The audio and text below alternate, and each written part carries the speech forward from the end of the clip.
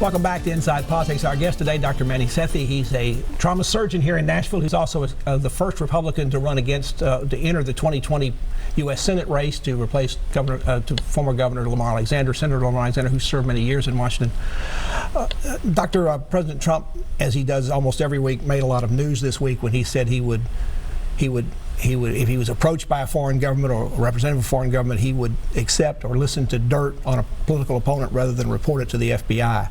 Do you support the president in that? And what would you do if you were a Senate candidate, or you are a Senate candidate? What if you were approached by some foreign government with information about somebody who was running against you that was political dirt? Would you accept it, or would you go to the FBI? No, I would report that to the FBI. Personally, I think we have to stop sort of foreign intervention in our elections, and that's what I would do. So the president made a mistake when he said what he said. You hope he changed his mind about that? I mean, that's breaking the law, if at least the way you interpret it. Well, I haven't seen the story, so really? Yeah, I would have to get back with you. You're spending a lot of time on the campaign trail, not necessarily looking at the news. Yeah. Running for Senate is a very expensive proposition. At least it was 2 years ago when Senator Blackburn was elected.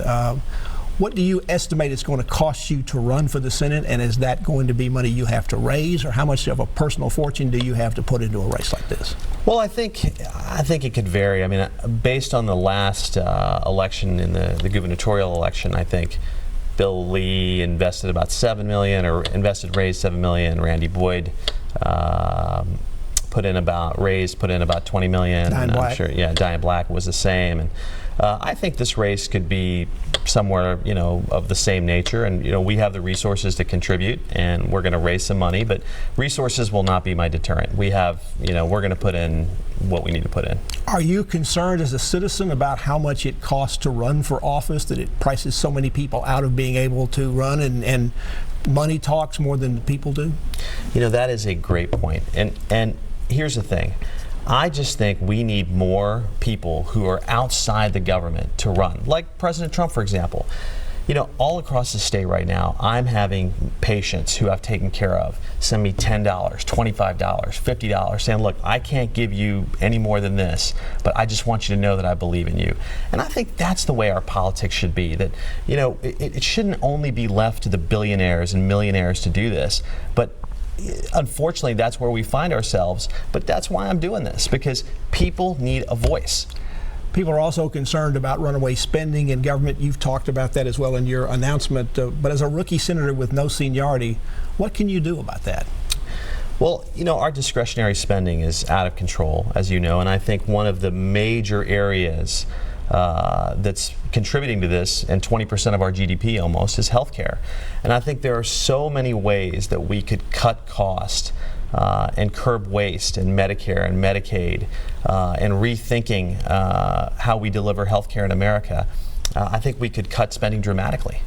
You particularly want to see a repeal of Obamacare. Now, the Republicans had a chance to do that in the 2 years prior to the 2018 election, yet they couldn't do it, and they couldn't find a plan to take the place. Have you got the plan they need, and how can you convince Mitch McConnell and the others in Washington, including the president, that you've got the right plan? And what is that plan? Sure.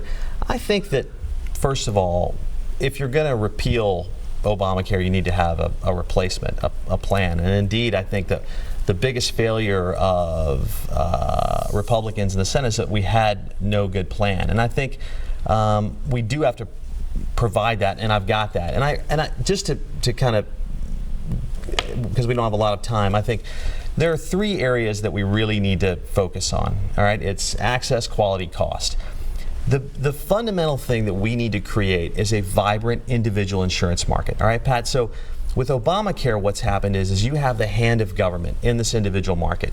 So if you are anywhere from, say, 138 to 400% of the federal poverty line, and you are an individual contractor or a small business, and you go into this individual market, basically, when you're competing against the government that's giving subsidies to those people who are in that range of 138 to 400% So FPL. you believe the private sector and in private insurance is the way to do it, but how do you cover all the people who can't afford the insurance? Well, just give me 1 second. So if we instead of putting the hand of government into this mix, and people are paying this hidden tax, if we get these large employers to give money back to their employees and say, look, here is this health savings account, you go to this individual market and buy your own insurance, that's going to dramatically cut cost, and it's going to increase access. And also, I think that like these large employers, they get tax benefits for providing health care. As an individual, Pat, you should be able to go out and do the same thing. And if we're able to compete across state lines, I believe that the health insurance numbers, the costs will drop way down, the deductibles will go way down, and I think people will gain access. Now, in terms of the people, coming back to your question about, well, how do we cover those people that can't afford it? Look, we're always going to have that problem, and we have to cover those folks. But right now, Medicaid in our country is broken. With Healthy Tennessee, over the last 10 years, we have seen thousands of folks on Medicaid. And honestly, those folks half the time don't know who their primary care doctor is. They're not getting care. They're not getting health screens. And we don't really know how they're doing. And I think what we need to do is create a basic Medicaid system that focuses more on prevention, on getting ahead of diabetes, on getting ahead of heart disease, etc. If we do those things, we can do it for cheap, we can cover more people, but just by handing someone an insurance card like you did in Obamacare, you're not handing them health. You said something about healthcare costs going down. How do you convince people that's the case? People have never seen their healthcare costs go down. It's like death and taxes. It's always there and it always goes up.